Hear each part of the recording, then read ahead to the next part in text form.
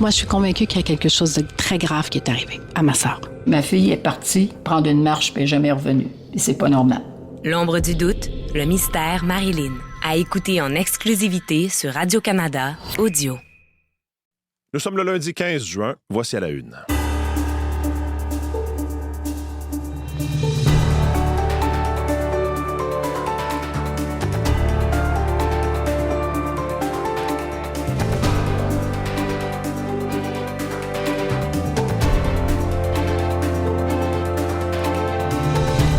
Bonjour, bon lundi, bon début de semaine, c'est Mathieu Bellumeur au microphone. J'espère que vous allez bien. Bienvenue à cette nouvelle édition d'À la Une.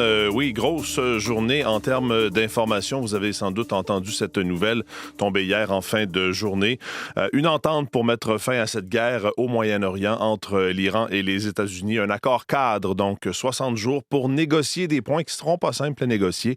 On parle entre autres du nucléaire iranien, des fonds gelés, évidemment, les fonds iraniens gelés, le prix du pétrole, le prix du baril du pétrole qui a fortement reculé ce matin à la suite de cette entente qui devrait être formellement signée en Suisse plus tard cette semaine, vendredi, qui prévoit entente aussi la cessation permanente des opérations militaires sur tous les fronts, y compris au Liban. Vous comprendrez qu'il y a beaucoup de réactions ce matin, plusieurs développements. Jean-Philippe Robillard sera avec nous un peu plus tard à l'émission pour revenir sur ce sujet.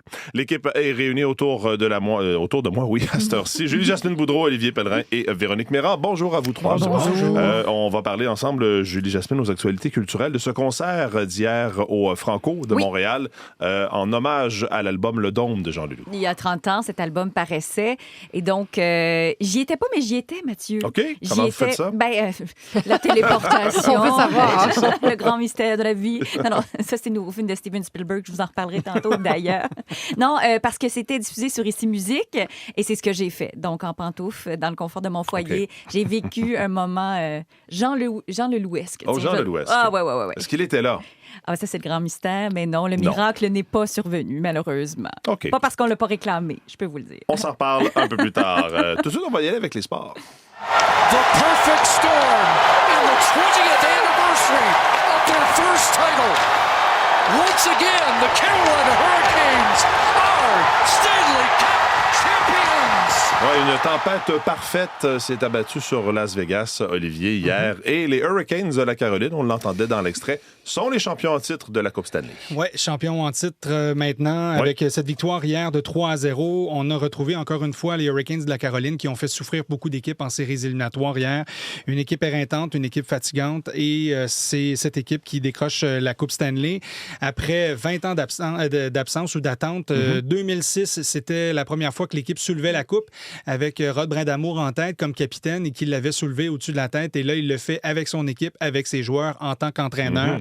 Fallait le voir soulever la coupe hier et de la prendre comme un vieil ami là, qu'on a oublié depuis un moment, qu'on revoit là, après 20 ans d'absence. Ça a été ça, une accolade, puis au-dessus de sa tête.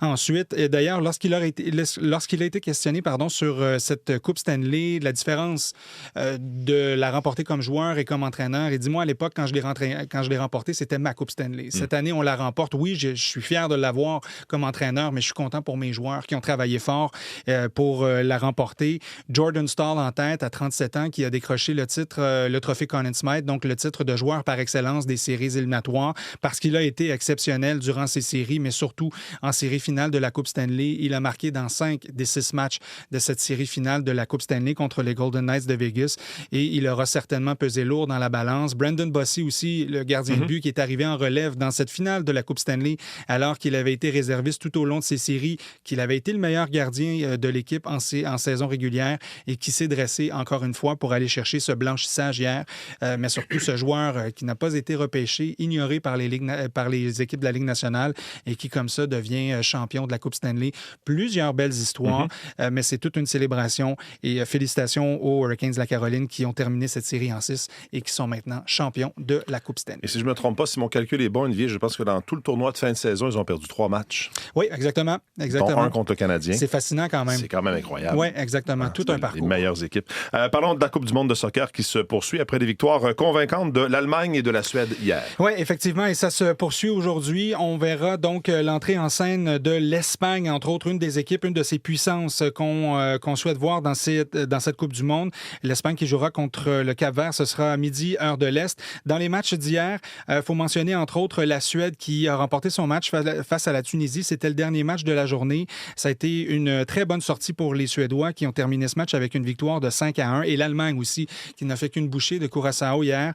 Victoire de 7-1, même si ça a tenu en première mi-temps là, assez longtemps. Passé la 30e minute de jeu, c'était toujours 1-1 entre les deux équipes. Puis l'Allemagne ensuite a ouvert les vannes.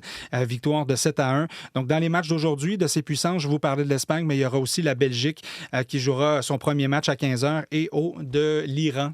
L'Iran dont on a beaucoup parlé pour ses enjeux politiques, de ses problèmes de visa pour certains membres de la délégation, jouera son premier match aujourd'hui. C'est contre la Nouvelle-Zélande à 21h, heure de l'Est. Merci beaucoup, Olivier. Un plaisir. Bonne journée. À la météo, Véronique, c'est plus frais ce matin. On le remarque, c'est Oui. plus frais. Changement de cap. On a eu un dimanche assez arrosé, une quinzaine de millimètres pour Montréal, mais quand même 25, 35, Montérégie en s'en allant vers l'Estrie, près de la frontière américaine, une dizaine de millimètres pour l'Outaouais. Et c'est pas terminé dans l'Est du Québec. Aujourd'hui, ça se poursuit avec un avertissement de pluie du côté de la Côte-Nord, entre autres. Alors, pour les régions plus au sud, amélioration à venir, un ciel qui deviendra variable tranquillement aujourd'hui. Des vents d'ouest, 20-40 km à l'heure, et vous parliez de fraîcheur, bien, ce sera le cas. 19 à 21 degrés, pas plus. Donc, on met vraiment de côté là, la masse d'air chaude et humide qu'on avait vers la fin de la semaine passée. Et là, on retrouve des températures plus fraîches, légèrement sous les normales d'abord, mais par la suite, on rejoindra les valeurs de saison qui sont autour de 24 pour cette période-ci de l'année. Donc, plus confortable comme temps, moins d'humidité, un peu d'instabilité encore. 30 % c'est la possibilité d'une averse ou d'un orage en secteur montagneux aujourd'hui. Il fera beau demain, 22, 24 degrés, même chose, fond instable. Donc, secteur montagneux, on maintient 30 % de possibilité d'une averse ou d'un orage en après-midi. Et c'est plus vers la fin de la semaine que ça se compliquera. Avec l'arrivée d'un creux, ça pourra engendrer des précipitations plus structurées jeudi. D'ici là, ça reste assez nuageux vers l'Abitibi. 40 % de possibilité d'une averse, maximum autour de 18, 19 pour le Saguenay, le lac Saint-Jean. Les averses et les risques d'orage, c'est principalement ce matin. Ça devrait cesser graduellement en matinée vers le Bas-Saint-Laurent. Les éclaircies sont à venir un peu plus tard aujourd'hui, mais ça va se poursuivre toute la journée vers la Gaspésie et la Côte-Nord, 12-13 degrés seulement. En territoire ontarien, nuageux, plutôt sur la portion nord, assez variable vers le centre et le sud. Les températures sont plus fraîches dans la jeune vingtaine pour la plupart des secteurs et c'est venteux, secteur ouest, partout, 20-40 km à l'heure. Pas mal de nuages à Vancouver, 23-29 degrés, dépendamment des secteurs. On aura une séquence de beau temps assez agréable cette semaine du côté de la Colombie-Britannique. Edmonton et Calgary, plutôt beau, 25, sous un ciel variable pour aujourd'hui. Variable également sur le sud de la Saskatchewan et du Manitoba, mais il y a toujours cette possibilité d'averse, ce risque d'orage qui perdure au cours des après-midi. Assez venteux du nord, 21, c'est le maximum anticipé. On est légèrement sous les normales de ce côté. Ça devrait remonter un peu plus tard cette semaine. Merci beaucoup, Véronique. Bonne journée. Bonne journée.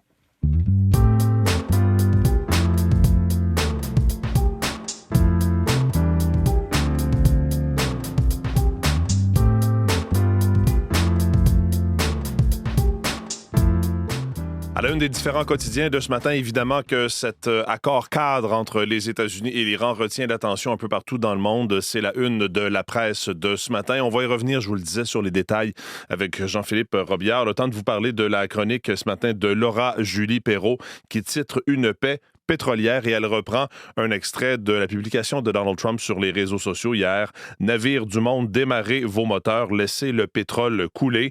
Cette phrase de Donald Trump, écrit-elle, résume parfaitement bien ce que le président américain et le premier ministre pakistanais appellent une entente de paix complète, mais qui n'en est pas vraiment une. D'ailleurs, les Iraniens préfèrent pour leur part parler de protocole d'entente, d'une entente de principe non contraignante, sans dit long, dit-elle, sur l'atmosphère des négociations qui ont eu lieu entre les États-Unis, qui veulent absolument sortir de ce bourbier, donc qu'ils ont eux-mêmes enfoncé. Donc l'Iran qui demeure sur ses gardes dans tout ça. Et elle conclut son article en disant on semble voguer vers une pâle copie de l'accord que Barack Obama et les autres grandes puissances ont signé en avril 2015 et que Donald Trump a déchiré en 2018 et qu'il a vilipendé pendant 3 ans. Pour revenir à la case départ, l'administration Trump aura pris un des détours les plus coûteux, déstabilisateurs et destructeurs de l'histoire récente à mettre dans le même panier que l'issue de la guerre en Afghanistan. Mais bon, conclut-elle, le pétrole va couler. Toute une couverture dans les différents quotidiens de ce matin, et notamment dans la presse. En une du Journal de Montréal, on revient sur cet incident qui a marqué et dont on a appris l'existence vendredi en toute fin de journée ou en début de soirée. Des policiers donc qui sont sous enquête. Certains ont été relocalisés ou réaffectés dans leurs fonctions en raison de propos racistes, de comportements réprochables. On écrit un résident de Montréal-Nord qui se serait fait arracher une tresse de cheveux lors d'une intervention policière l'été dernier. Espère que les révélations des derniers jours sur le racisme au SPVM vont enfin faire changer les choses. Donc, témoignage de cet homme qui se serait vu enlever une tresse de cheveux par des policiers du poste de quartier dans l'arrondissement de Montréal-Nord, le poste de quartier 39. Et il explique l'intervention pendant laquelle tout ça se serait passé. Il dit donc que c'est peut-être arraché une tresse parce que les policiers sont intervenus auprès d'un groupe d'hommes en état d'ébriété, pas très loin d'où ils étaient. Puis là, il y a eu confrontation avec cet homme-là. Il dit qu'il se sentait impuissant, qu'on lui a arraché donc un cheveu de la tête. Témoignage à lire dans le Journal de Montréal. Il y aura certainement des développements parce que tout au long de la fin de semaine, ça a fait beaucoup réagir, que ce soit le chef du service de police, la mairesse de Montréal ou encore la mairesse de l'arrondissement de Montréal-Nord. Donc, ce témoignage est à lire en une du Journal de Montréal. En une du Devoir, bilan mitigé pour une formation scolaire à distance à 56 millions de dollars. C'est une entreprise financée par Québec qui peine à diplômer des adultes voulant terminer leurs études secondaires. Taux d'abandon élevé, un taux de réussite familique des élèves fantômes également. Le bilan du recours sur plusieurs années à une entreprise privée pour offrir de la formation à distance à des adultes en quête de leur diplôme d'études secondaires qui a coûté cher, donc près de 56 millions de dollars. Et on comprend que ça ne fonctionne pas très bien. C'était une entreprise qui offrait de l'aide au centre de services scolaires justement pour diplômer plusieurs personnes, des adultes qui n'avaient pas leur diplôme d'études secondaires. Ça s'appelle Challenge You. Et donc, les sommes investies depuis 2017 dans l'entreprise par 5 centres de services et donc par le ministère de l'Éducation atteint près de 56 millions de dollars, mais semble que les résultats ne soient pas au rendez-vous selon ce qu'a appris le Devoir. Vous avez un article de Zachary Goudreau à lire en une de ce quotidien. Dans le Globe and Mail, évidemment qu'on revient également sur cette entente entre l'Iran et les États-Unis, mais on nous parle également de Mélanie Joly qui entame un voyage en Chine aujourd'hui et qui doit rencontrer les fabricants de véhicules chinois intéressés par des investissements au Canada. On parle de 4 entreprises, dont BYD et Chery, qui étudient actuellement la possibilité d'investir au Canada. Donc, elle veut rencontrer ces entreprises. Elle veut aussi voir des entreprises canadiennes participer à la fabrication sous contrat pour les constructeurs japonais. Elle affirme en entrevue au Globe and Mail que son mandat consiste à protéger les emplois du secteur automobile canadien des secteurs connexes qui représente quand même 500 000 emplois au pays. Et puis, je termine avec le site de Radio-Canada qui titre « Québec lance un guide pour une intégration responsable de l'IA en entreprise, l'intelligence artificielle ». Ma collègue Marie-Josée Paquette-Comeau qui nous révèle qu'il y a un guide qui s'appelle « L'intelligence artificielle au travail », guide d'accompagnement pour une intégration responsable qui propose différentes phases allant de la définition de la stratégie de l'IA jusqu'à la mise en service de la technologie. C'est un guide pour aider les entreprises donc à adopter l'IA, mais tout en gardant l'humain au cœur du processus décisionnel. C'est ce que affirme le ministre du Travail du Québec, Jean Boulet. Article donc de Marie-Josée Paquette-Comeau sur le site de Radio-Canada ce matin.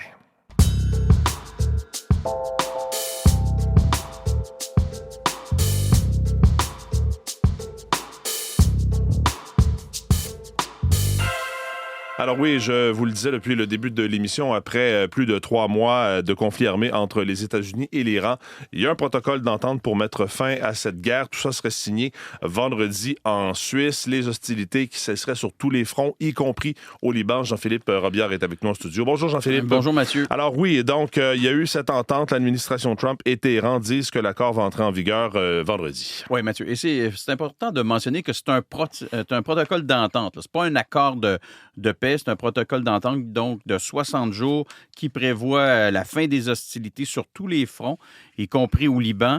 C'est une entente qui prévoit également la réouverture, vous en avez parlé, du détroit d'Ormuz. Sur son réseau social, Truth Social, Donald Trump a écrit « J'autorise sans réserve la réouverture du détroit d'Ormuz et j'ordonne la levée immédiate du blocus naval américain.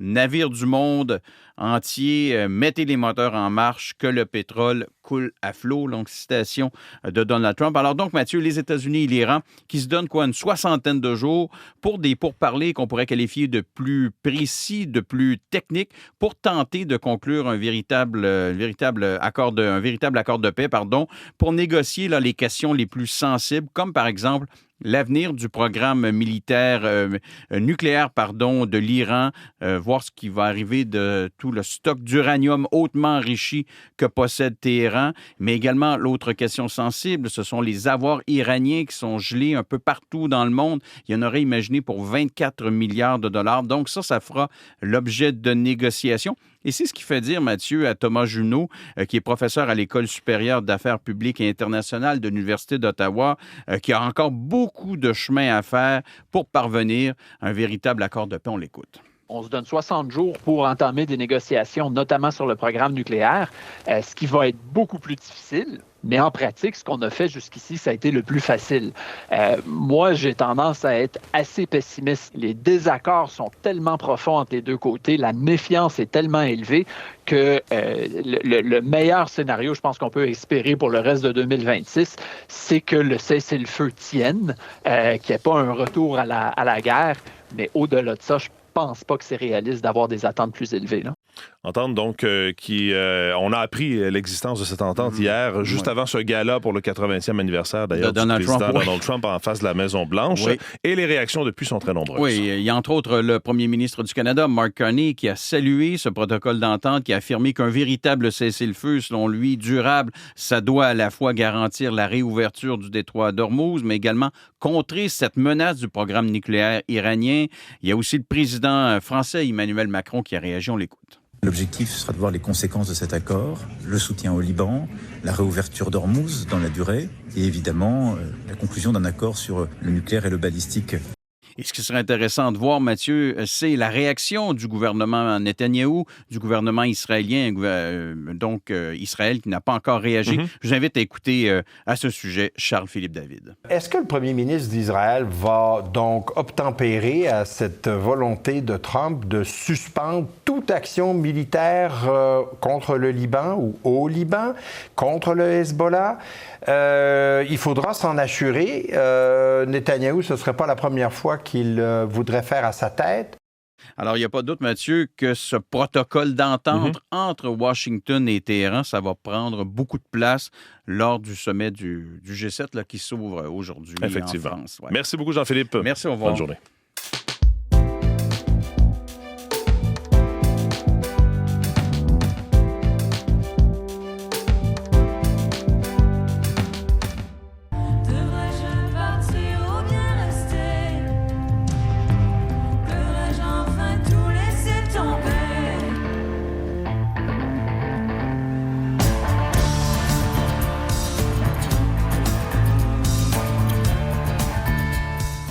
Oui, plusieurs artistes qui ont certainement été influencés par Jean Leloup qui était hier au Franco pour cet hommage 30 ans à l'album du Dôme. On entendait ici d'ailleurs un extrait d'une pièce, Ma chambre. Ouais, exactement, ça. Avec les voix de Lou Adrienne Cassidy, Safia Nolin était du nombre des artistes justement qui ont rendu hommage à ce disque-là. Donc c'est un spectacle qui était créé par Ici Musique et les Franco. Et moi j'ai écouté ça en direct sur audio. C'était partout à travers le Canada. Donc on a vu comme une espèce de communion ensemble séparément pour la plupart d'entre nous. Pour certains.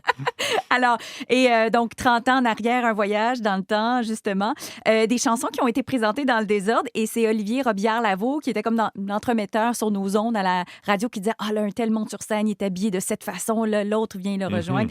Et il y a eu I Lost My Baby, Faire les enfants, Des enfants sans d'encre et Le monde est à pleurer. Ça, c'est Zach Zoya et Les louanges. Dans le ciel, je le parie, Bouddha, Manichou et Krishna, bras dessus, bras dessous, il me mort et joyeux, chanter un petit texte au-dessus des nuages. Montréal! Un peu de sincérité. Le monde est à pleurer. C'est bon. Ça marche, hein? Ça marche vraiment. Alors, et Alain Berger était à la batterie, qui était un des musiciens clés sur l'album Le Dôme. Donc, ça, c'était vraiment très intéressant de pouvoir l'entendre. Quand ils l'ont présenté, il a été applaudi à tout rompre. Et sur place, il y avait de la pluie, mais un public de pluie, Mathieu, c'est un public motivé. Vous les connaissez, ce sont des vrais. Alors, et on réclamait à la fin du spectacle le loup en chair et en os, mais il ne s'est pas présenté. Donc là, pour garder un peu comme le momentum, on était là avec la chanson 1990, c'est Les Louanges qui l'a porté, qui n'est pas sur le disque Le Dôme, mais quand même. Et à mon grand désespoir, cette émission n'est pas en rattrapage sur audio pour une question de droit, certainement. Malheureusement, mais qu'est-ce que vous voulez, c'est la vie. Toujours dans le cadre des Franco, on connaît la gagnante du 30e prix Félix Leclerc de la chanson. Oui, c'est pour stimuler la création chez les jeunes auteurs, compositeurs, interprètes. Marat Tremblay, entre autres, l'a déjà remporté. Ça a été remis vendredi à l'autrice, compositrice, interprète Lisandre.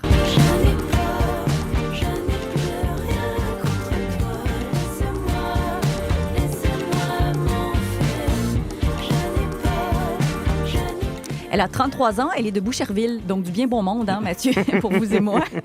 Alors, formée en piano classique, elle accompagne Claude Pelgag, elle collabore aussi sur les albums de Lou Adrienne-Cassidy. Donc voilà, une bourse de 10 000 $, c'est remis par la SOCAN et une présence au Francophonie de La Rochelle. Bravo à elle, Lisandre. Donc, le nouveau film, maintenant, on change de registre complètement, de Steven Spielberg. J'aurais envie de dire, sans surprise, a dominé le box-office. Qu'est-ce que tu vas faire? Je vais tout révéler, au monde entier. Alors, cet ancien pirate informatique qui travaille dans une agence de sécurité qui vole des documents secrets, et c'est en fait pour prouver l'existence des extraterrestres. Premier, finalement, au guichet pour la fin de semaine nord-américain. Et c'est très payant pour Steven Spielberg de renouer avec ses anciennes amours. Souvenez-vous, Rencontre du troisième type ou encore E.T. On est dans les années 70-80. Les critiques, que je dirais, assez partagées. J'ai lu tout et son contraire. Alors voilà, premier film quand même très populaire cette fin de semaine. En tout cas, ça fonctionne au box-office. Et puis, on termine avec une chanteuse, Olivia Rodrigo. C'est la préférée de ma fille, ça, qui a lancé son 3e album studio vendredi. Américaine, 23 ans, le vent en poupe, un vent pop-rock. Très apprécié des jeunes, comme vous le disiez. Puis, les moins jeunes, ça, c'est nous autres. On y trouve aussi notre compte. Et surtout, sur ce disque-là, il y a un duo avec Robert Smith de The Cure. Oh.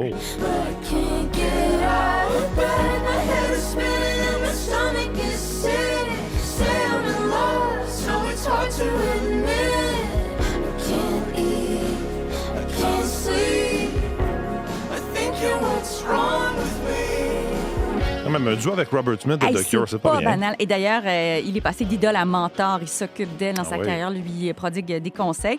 Et elle sera à Montréal en octobre, mais ça, vous le savez déjà. Ça va être le premier grand concert dans un aréna de ma fille. J'ai bien hâte de vivre ça avec elle. Merci, Julie Jasmine. Salut. Marie-Michel Borduas est de retour. Elle n'est pas de retour. Elle est en studio maintenant avec nous pour ce qu'on va surveiller aujourd'hui. Salut Marie-Michel. Bonjour Mathieu. Oui, on le disait. Évidemment, l'entente va prendre beaucoup de place, entente entre les États-Unis et l'Iran, protocole d'entente, alors que s'ouvre le G7 aujourd'hui en France. C'est ce qui devrait retenir l'attention. C'était déjà là, au menu le premier ministre Mark Carney qui estimait un peu plus tôt cette semaine que cette entente-là, que le conflit en fait serait le sujet numéro 1 de la rencontre des dirigeants du G7. Laurence Martin va nous en dire davantage dans les radiojournaux. Les échanges commerciaux entre l'Ukraine et la Chine seront aussi à l'ordre du jour de ce sommet qui se déroule jusqu'à mercredi à Évian. Notre correspondant en Europe, Frédéric Arnould, est sur place. Et c'est le début des vols commerciaux à l'aérogare de l'aéroport métropolitain de Montréal. Situé à Saint-Hubert, en banlieue de Montréal, cet aérogare est la nouvelle porte d'entrée vers des destinations partout au pays. Son ouverture était initialement prévue pour fin 2024, avait été repoussée plusieurs fois en raison de délais d'approvisionnement en équipements électroniques, entre autres. Et le premier vol va décoller ce matin à destination d'Halifax, en Nouvelle-Écosse. Merci beaucoup, Marie-Michel. Bonne journée. Bonne journée. Voilà pour cette édition d'À la Une. Je serai absent demain, de retour mercredi. Là-dessus, je vous souhaite une belle journée. Vos équipes du matin prennent le relais dans les prochaines secondes. Bonne journée.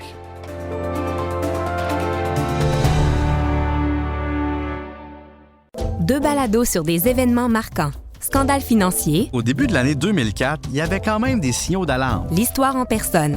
C'est au fond l'histoire du conservatisme qui se révèle. À écouter gratuitement sur Radio-Canada Audio.